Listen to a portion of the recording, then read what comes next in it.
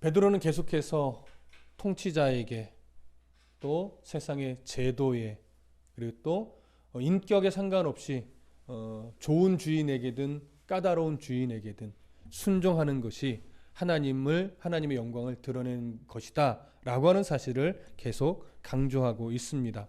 그래서 그런 어떤 순종에 대한 이야기를 쭉 흘러가면서 결국 계속해서 베드로가 하는 말이 뭐냐면, 그렇게 하여 하나님을 드러내는 것이 하나님 앞에 아름다운 삶이다 라고 하는 것을 지금 계속 강조합니다.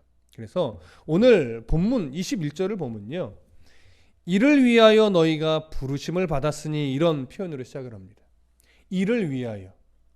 여러분, 지금 베드로가 이를 위하여라고 할 때 이 표현은 무엇을 염두에 둔 거냐면, 지금 우리가 11절부터 쭉 읽었지만 계속 바울이 가르치고 있는 육체의 정욕을 제어해야 된다.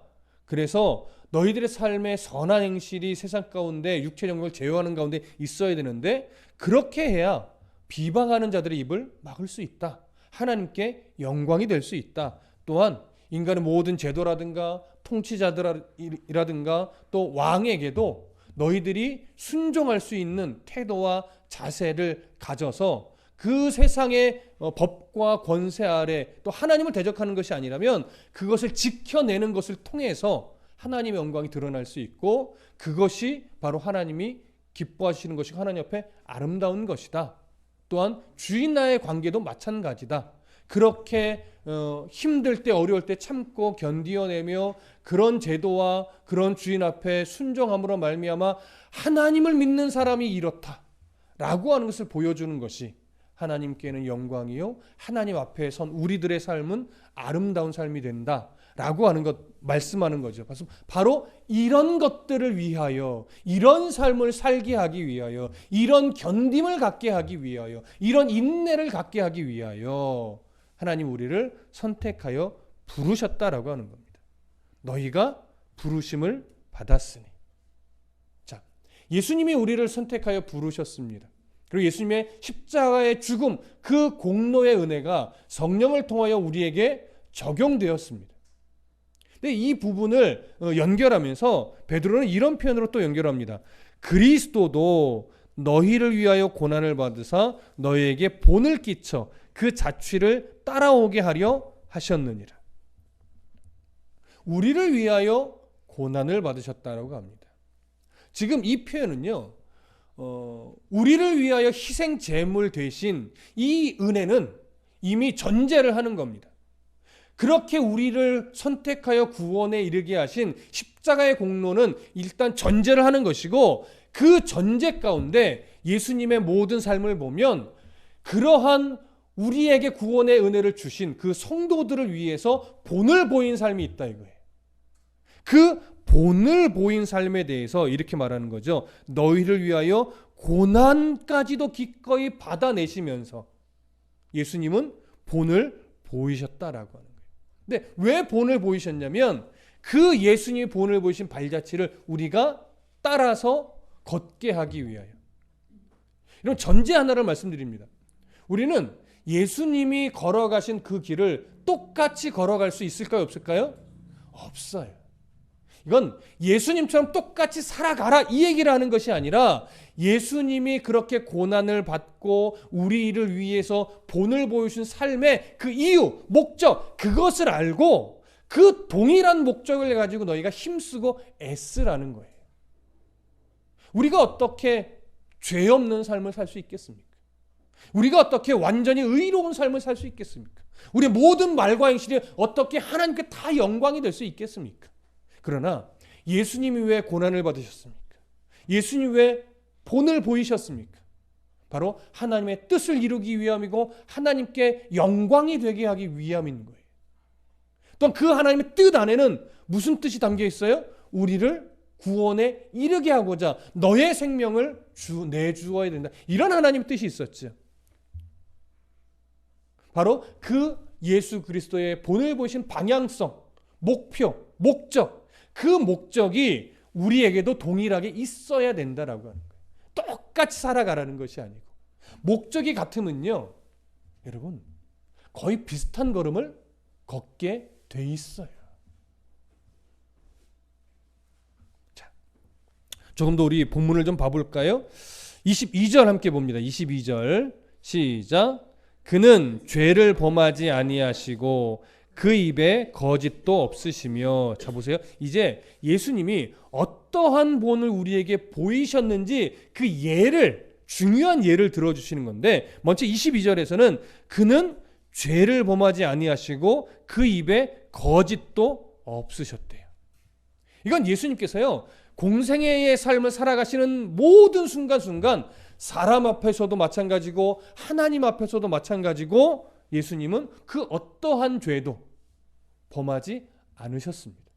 율법의 잣대로 죄도 죄가 없으시고, 통념적인 어떤 그 당시 사람들의 가치관이나 살아가는 어떤 그 기준, 도덕과 윤리라는 시선으로 봐도 죄가 없으셔요.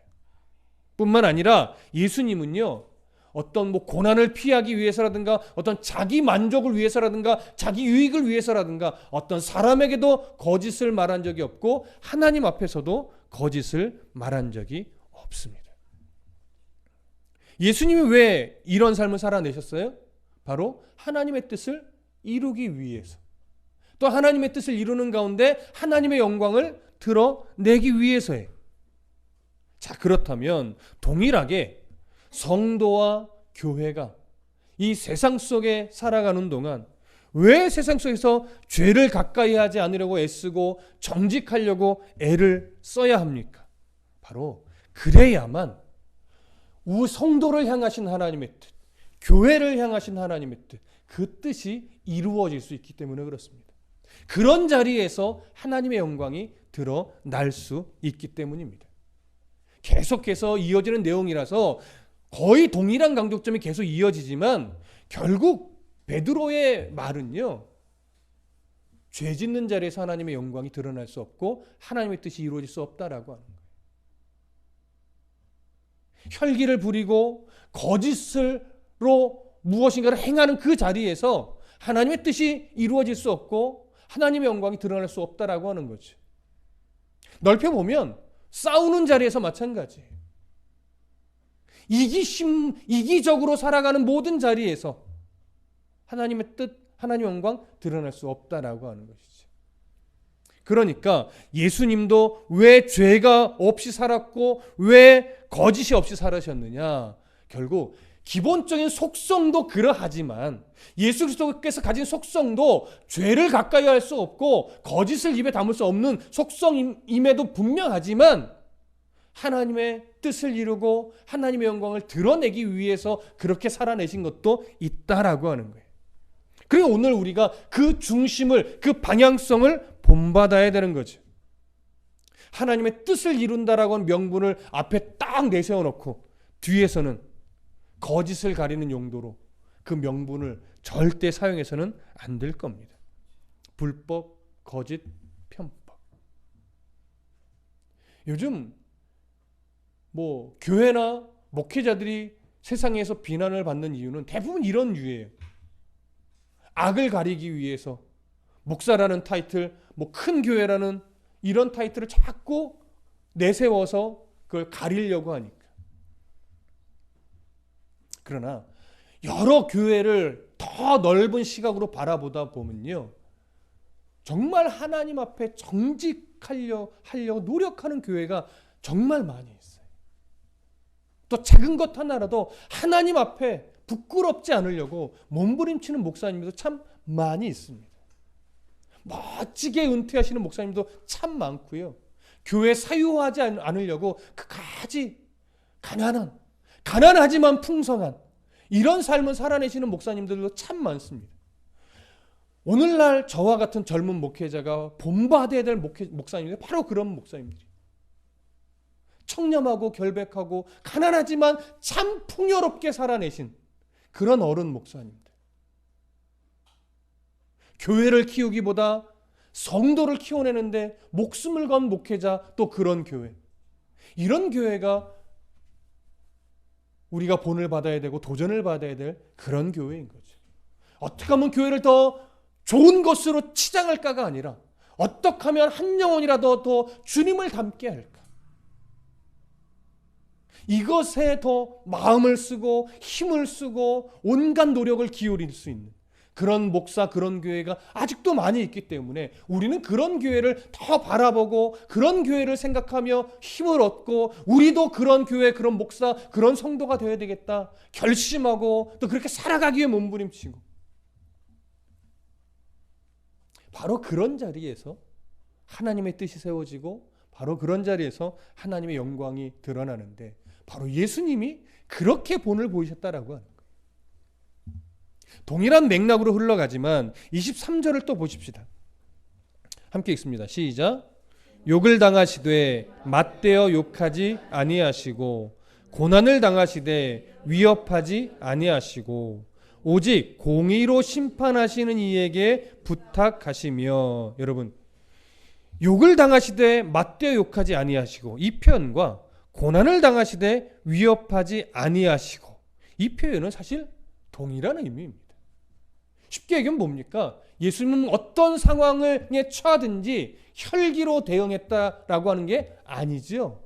혈기로 반응하거나 내가 자존심이 없는 줄 알아 뭐 이렇게 반응하거나 내가 뭐 힘이 없는 줄 알아 이렇게 반응하지 않고 그저 하나님의 뜻을 이루고 하나님의 영광을 드러내기 위해 이런 욕을 당하시는 일, 고난을 당하시는 일을 마다하지 않고 그것을 다 받아내셨다라고 하는 거예요. 그때 예수 그리스도의 마음으로 들어가 본다면 이렇게 욕을 당하시고 고난을 받으시는 게 사실은 다 누구 때문이에요? 우리 때문이지. 나 때문이지. 우리를 살려, 우리를 구원의 백성 삼아 우리도 그와 동일한 방향성을 가지고 살아가게 하기 위해서 예수님이 기꺼이 이런 삶을 살아내신 겁니다. 자, 그러면서 이런 표현을 마지막에 붙여요. 오직 공의로 심판하시는 이에게 부탁하심이에요. 여러분, 이게 무슨 의미겠습니까?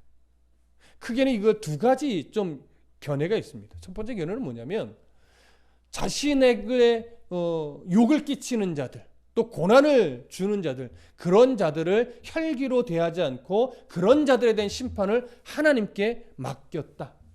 이런 견해가 하나 있고, 이렇게 욕을 당하고 고난을 당하는 자기 자신을 하나님께 내어 맡겼다. 이런 의미도 있습니다. 이런 견해도 있습니다. 사실 두 가지 다 가능성이 있지만 전후 문맥이나 다른 복음서와 이렇게 연결해서 보면 첫 번째 견해가 아직은 조금 더 본문과 가까운 것 같습니다. 그들에 대한 심판을 하나님께 맡기는 거죠. 우리 또한 우리를 엄하게 힘들게 하고 우리에게 엄한 고난을 주는 사람을 상대로 혈기로 반응하는 것이 아니라 그들에 대한 심판을 오히려 긍휼히 여기며 하나님께 맡겨야 되겠지요.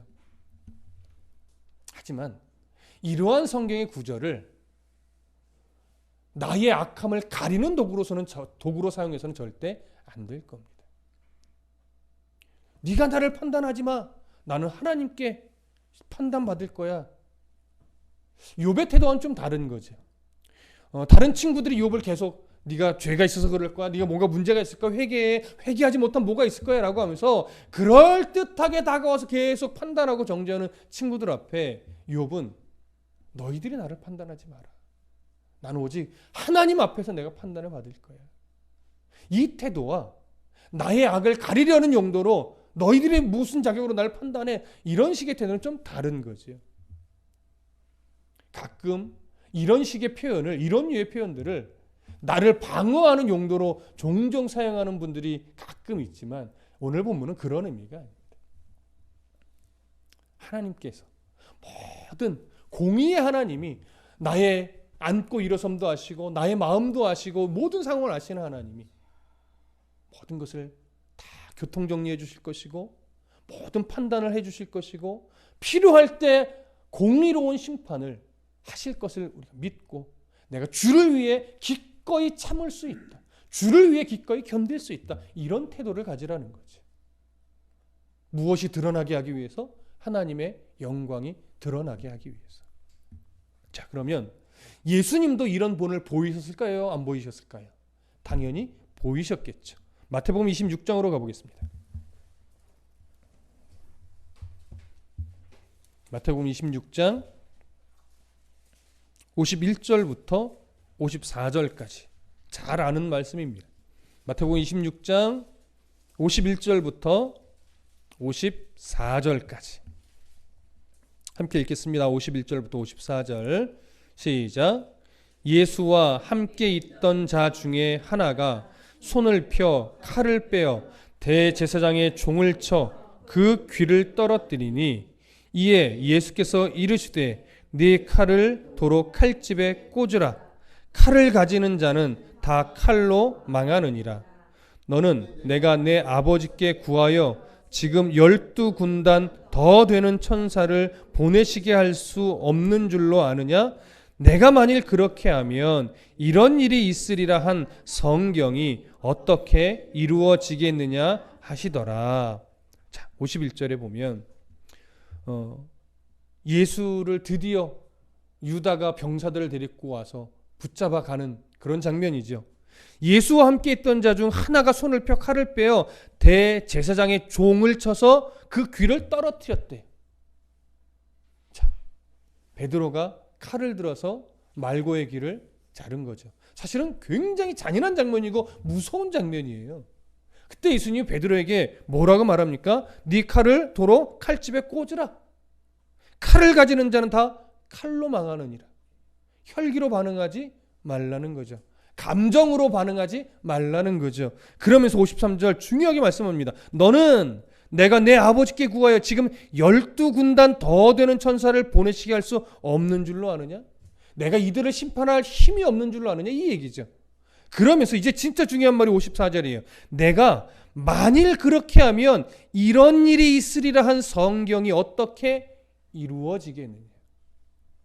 너는 내가 이 모욕과 고난과 이것을 참는 이유를 모르는구나.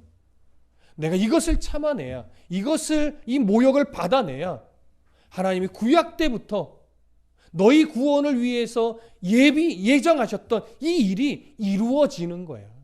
이 얘기라는 거죠. 그러니까 오늘날 성도들이 왜 세상에서 조금은 바보처럼 살아야 하겠습니까? 바로 우리를 바라보는 세상의 시선 때문입니다. 여러분, 예수 믿는 사람은 위선적으로 살면 안 됩니다. 그러나 또 위선적으로 살아야 됩니다. 여러분, 이게 무슨 말일까요? 저는 이걸 조금 고상하게 그리스도인은 거룩한 위선을 떨어야 된다 이렇게 표현을 합니다.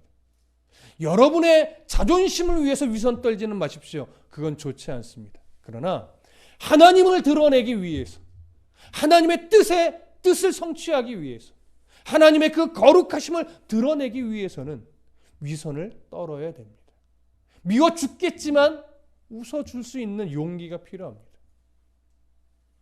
정말 상대하고 싶지 않은데 저 영혼을 생각하며 저도 예수님 만나야 되는데 저런 인간도 주님 만나면 바뀔 텐데 내가 바뀌었던 것처럼 이런 어떤 긍휼함을 가지고 정말 상대하기 싫고 때로는 욕이 나오고 때로는 주먹이 멈춰 나갈 만한 그런 상황이나 그런 환경이나 그런 사람이라 할지라도 우리가 주님 때문에 친절의 미소를 주고 내가 먼저 손을 내밀어 주고 먼저 섬겨줄 수 있는 이런 용기가 필요한 거죠. 하지만 늘 말씀드리지만 정말 이런 삶은 어렵습니다. 십자가 위에서 예수님이 그렇게 말씀하셨죠. 모욕하고 침뱉는 그들을 향해서 아버지여 저들을 사하여 주옵소서. 저희들은 자기들이 하는 것을 알지 못합니다. 우리도 이 말을 해야 되겠지만 이게 가능합니까? 1000명 중에 몇 명이나 이러한 고백을 할 수 있을까? 이렇게 누군가에게 이런 반응을 보여줄 수 있을까요? 1000이면 1000 거의 다 불가능할 겁니다. 사실 우리의 힘으로 못합니다. 그래서 베드로가 무슨 말을 하나 더 덧붙이냐면 너희 힘으로 할 수 없다. 그래서 너희가 예수 그리스도의 공로로 인하여 무엇에서 죽었는지 알아야 되고 무엇에서 살았는지 정확하게 알아야 된다. 이 얘기를 다음 구절에서 합니다. 보실까요? 24절, 25절 다시 오늘 본문으로 돌아가셔서 베드로전서 2장 24절과 25절을 함께 읽겠습니다. 시작. 친히 나무에 달려 그 몸으로 우리 죄를 담당하셨으니 이는 우리로 죄에 대하여 죽고 의에 대하여 살게 하려 하심이라. 그가 채찍에 맞음으로 너희는 나음을 얻었나니 너희가 전에는 양과 같이 길을 잃었더니 이제는 너희 영혼의 목자와 감독 되신 이에게 돌아왔느니라. 자, 예수님께서요 친히 그 나무에 달려 그 몸으로 우리의 죄를 담당하셨대. 이건 뭐 너무나 우리가 잘 아는 이야기죠, 내용이죠.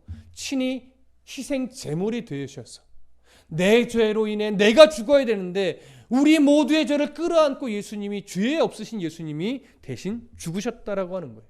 그런데 우리의 죄에 대하여 죽었는데, 여러분 우리는 안 죽었는데 어떻게 죽은 거예요?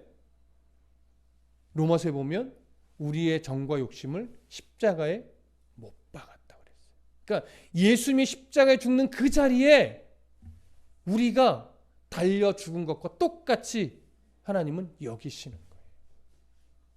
그러면 우리의 죄가 예수님이 십자가에 달리실 때 같이 달리셨다라고 하는 것은 우리를 올가매던 죄의 책, 그 다음에 우리를 종으로 부리던 죄의 세력, 사단, 그들과 우리의 관계를 어떻게 한 거예요? 예수님 십자가의 보혈이 끊어버리신 거죠. 그래서 십자가에서 죽은 거예요. 우리의 옛사람이.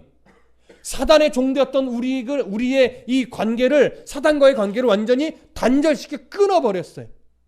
그러고 나서 우리가 의에 대하여 어떻게 해요? 살게 하셨어요. 이 말은 우리가 의의 종노릇하는 자, 다시 말하면 의이신 예수 그리스도에 속하여 다시 새롭게 거듭난 자, 하나님의 자녀의 신분으로 바꾸셨다는 얘기예요. 그래서 우리는 이제 사단과는 단절됐고 하나님과는 회복된 관계라고 하는 것이죠. 하나님과 회복되었으면 우리는 당연히 누구의 뜻대로 살아가는 게 맞아요? 하나님의 뜻대로. 하나님이 우리의 인생에 원하시는 방향대로 살아가는 게 맞습니다. 그런데 아직 우리의 육신은 이 땅에 발을 디디고 산다고요. 구원이 성취됐지만 아직 완성되지가 않았어요. 그래서 우리가 하나님의 소유된 자로서 신분이 바뀌며 구원은 성취됐지만 그 나라에 갈 때까지 우린 그 나라의 백성다워지는 성화의 과정, 훈련의 과정, 다듬어지는 과정이 필요한데, 이 다듬어진다라고 하는 것은 결국 나를 통해 내가 누구의 자녀라고 하는 것이 세상에 자꾸 드러내 보여지는 거예요. 하나님의 자녀라고 하는 것이 드러내 보여지고 우리가 증거가 되는 거란 말이죠. 그러니까 우리가 증거되어진다는 것은 뭐냐면 아직도 여전히 옛사람의 흔적과 마음의 욕심들이, 다스려야 될 탐심들이 아직도 많이 남아있어서 그것을 끊어내는 싸움을 통해서만이 우리가 하나님의 자녀라는 이 모습이 세상 가운데 증명이 된다는 거죠. 그러니까 이것은 훈련이잖아요. 여러분, 성화는 훈련이고 연단이고 하단 말이에요. 기본적으로는 우리의 의지적 결단과 노력이 필요합니까? 안 필요합니까? 필요하죠. 하지만 우리의 의지적 노력과 결단이 필요함에도 불구하고 우리의 힘으로만 됩니까? 안 됩니까? 안 돼요. 그래서 누가 도와주셔야 돼요? 성령 하나님이 도와주셔야 돼요. 다음 시간에 우리 요한복음 강해 때 나눌 이야기지만 예수님이 이렇게 말해요. 제자들에게. 너희들이 내가 하나님께로 가야 하는 그 이유와 목적을 알았으면 너희들이 근심하지 않았을 거다. 내가 가는 것이 너희에게 오히려 유익하다, 이 얘기를 해요. 내가 너희 곁을 떠나는 것이 너에게 유익해. 이 말은 뭡니까? 성령 하나님을 보내야 되기 때문에. 성령 하나님이 오셔야 너희들 안에 내주하면서 영으로 오셔서 우리 안에 내주해야 우리를 다듬고 채찍질하고 위로하고 격려하고 이끌어내면서 우리가 누구를 닮아가요? 하나님의 성품을 닮아갈 수 있단 말이에요.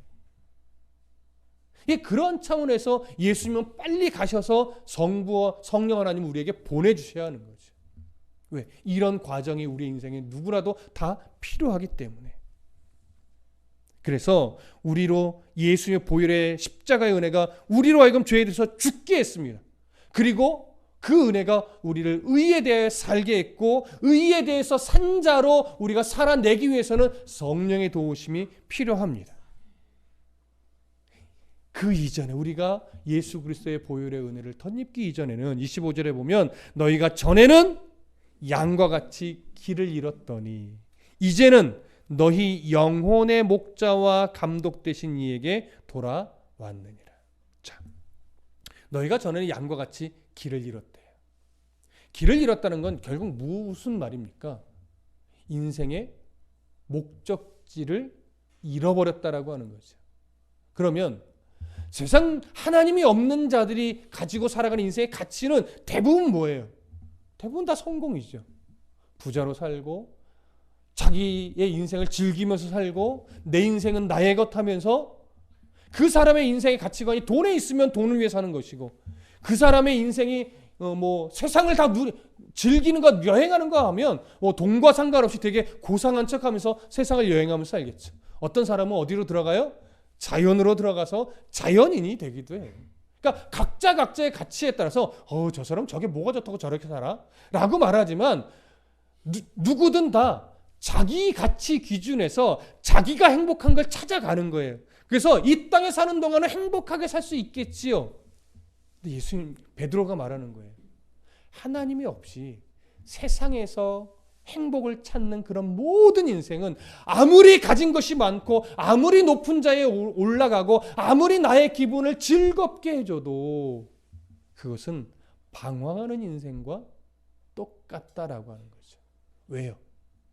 궁극적인 하나님의 나라를 갈 수 있는 길이 아니니까. 그래서 25절 중간에 이제는 너희 무슨 목자예요? 여러분, 영혼의 목자예요. 영혼의 목자. 이 땅에서 잘되게 해주시는 목자가 아니라 영혼이 잘되게 해주시는 목자란 말이에요. 요한 3서에 말씀하고 있듯이 사랑하는 자의 내 영혼이 잘됨 같이 범사가 잘되고 강건하기를 간구한다라고 말했던 것처럼 우리의 영혼이 목자를 바르게 만나서 그 목자가 인도하는 인생의 방향을 알고 그 목적지로 훈련받으며 달려가는 인생이 가장 복된 인생이고요. 그런 인생의 목표가 바르게 붙잡혀질 때 그 사람은 이 땅에서 가난하게 살든 부하게 살든 명예가 있게 살든 명예가 없게 살든 건강하게 살든 건강하지 못하게 살든 그 사람은 바로 영혼의 목자와 함께 가장 복된 삶을 살아가는 겁니다. 이 가치가 자꾸 우리의 인생의 세파 속에서 희미해지면 가장 복된 삶을 살고 있음에도 불구하고 방황하는 자의 삶을 부러워한단 말이에요. 그게 이제 우리가 너무나 잘 속는 그 내용들이에요. 정말 말씀의 은혜를 받으면 내가 잘 살고 있거든요. 영혼의 목자의 인도를 받으며 내 영혼이 잘 되는 그 길에 내가 잘 서서 가고 있는데 자꾸 마음이 뭐에 뺏기냐면 없는 것에 마음을 뺏기고 더 많이 가진 사람에게 마음을 뺏기니까 자꾸 나도 내 자녀도 저렇게 있는 자로 높은 자로 인기 있는 자로 성공하는 자로 만들겠다는 욕심에 무엇을 자꾸 놓치게 만들어요? 영혼의 목자를 놓치게 만드는 거예요. 이왕이면 영혼의 목자도 붙잡고 세상에서도 잘 되면 좋겠죠. 그런데 이상하게 성경은요, 하나님과 재물을 겸하여 섬길 수 없다라고 말했던 것처럼 그렇게 되는 일은 흔하진 않더라고요. 보편적으로는 뭐예요? 세상의 문제는 그냥 맡기는 거예요. 영혼이 잘 되는 길에 딱 붙잡혀 있으면 하나님이 그 사람을 또 그 자녀를 하나님의 뜻대로 인도해 사용하시기 때문에 필요한 것은 일용할 양식은 채워주시면서 하나님의 영광을 드러내는 도구로 계속 쓰시는 거죠. 영혼이 잘 되는 걸 놓치면 아무리 세상에서 정말 잘 벌고 인기도 올라가고 명예도 있다 할지라도 성경은 그 인생을 길 잃은 방황하는 인생이라고 이야기를 하는 겁니다. 그런데 속지 마십시오. 절대 속지 마십시오. 그래서 우리의 간구는 뭐냐면 하나님, 내가 또 우리 교회의 성도들이, 성장 세대들이 하나님 앞에 붙들려서 영혼이 잘 되는 성장 세대가 되게 도와주시고, 하나님 이왕이면 그 영혼이 잘 되는 길을 갈 때 세상에 현혹되지 않도록 너무 가난하기도 마시고 교만 떨지 않도록 너무 부하게도 맛이 없어서 그 성경에 한 인물이 기도했던 것처럼 그렇게 기도를 해줘야죠. 야, 예수를 아무리 잘 믿어도 돈 없으면 안 되더라. 이런 이상한 가치관을 여러분들이 자녀에게 심어주면 안 된단 말이에요. 야, 교회 잘 나가는 것도 중요해. 근데 좋은 대학 못 가면 창피하잖아. 그거 아니란 말이에요. 뭐가 진짜 창피한 건지를 바르게 가르쳐야죠. 하나님을 잃어버리는 것이 정말 창피한 겁니다. 하나님 없이 성공하는 것이 정말 부끄러운 겁니다. 하나님을 다 놓치고 세상에만 매달려 사는 것이, 그것이 정말 부끄러운 거란 말이에요. 성령 하나님은요, 언젠가 바로 말씀의 기도를 받고 사는 사람은, 부모의 기도를 받고 성도의 기도를 받고 자라난 사람은 언젠가 그 신앙의 양심이 하나님의 성령 하나님이 찔러서 아, 이게 전부가 아니구나 라는 걸 깨닫게 하는 거죠. 그러니까 우리의 바람은 뭐예요? 늦게 깨닫기 전에 이미 청소년 때, 청년 때 이걸 빨리 깨닫고 우리들의 인생의 소망을 죽게 두는 그런 사람이 되기를 바라는 거잖아요. 그래서 여러분, 내 자녀뿐만 아니라 우리 교회 모든 성장 세대들, 청년들, 또 하나님을 섬기는 모든 성장 세대들, 청년들이 이 세상의 가치에 미혹이 돼가지고 무엇을 붙잡아야 되고 무엇을 놔야 되는지 분별력을 잃은 세대가 아니라 정말로 오늘 영혼의 목자 되신, 영혼의 목자와 감독 되신 이에게 나의 모든 가치관과 인생의 목표를 내어드림으로 말미암아 방향을 잃어버린, 길을 잃은 그런 인생이 아니라 정말 바른, 정말 목적지가 분명한 그런 성도의 인생을 잘 살게 해달라고 여러분 기도해 주시고 그런 본을 보여주셔야 됩니다. 우리가 그런 본을 보여야 되는 이유는 예수님이 마땅히 그런 본을 보여주셨기 때문입니다. 예수님이 그렇게 하나님의 뜻과 영광을 위해서 기꺼이 세상을 혈기로 대하지 않고 하나님께 내어 맡기며 그 모든 고난과 어려움들을 견디어내시면서 하나님의 뜻을 성취했듯이 이 세상에서 교회도 성도도 바로 그러한 견딤과 하나님의 영광과 뜻을 위해 기꺼이 나를 낮추는 그런 애씀 속에서 하나님이 보실 때 참 너의 삶이 아름답다, 이런 인생, 이런 그 칭찬을 받을 것이고, 우리가 그런 삶을 살아내면서 자녀들에게 이런 믿음의 가치관을 끊임없이 주기 위해 애쓸 때 우리의 성장 세대들도 이런 가치관을 가지고 반듯하게 믿음 위에서 세워지는 그러한 자녀들이 되리라 믿습니다. 예수께서 보여주신 이 본을 받아 우리도 그런 삶을 살아내시기를 정말 간절히 축복합니다. 기도하겠습니다.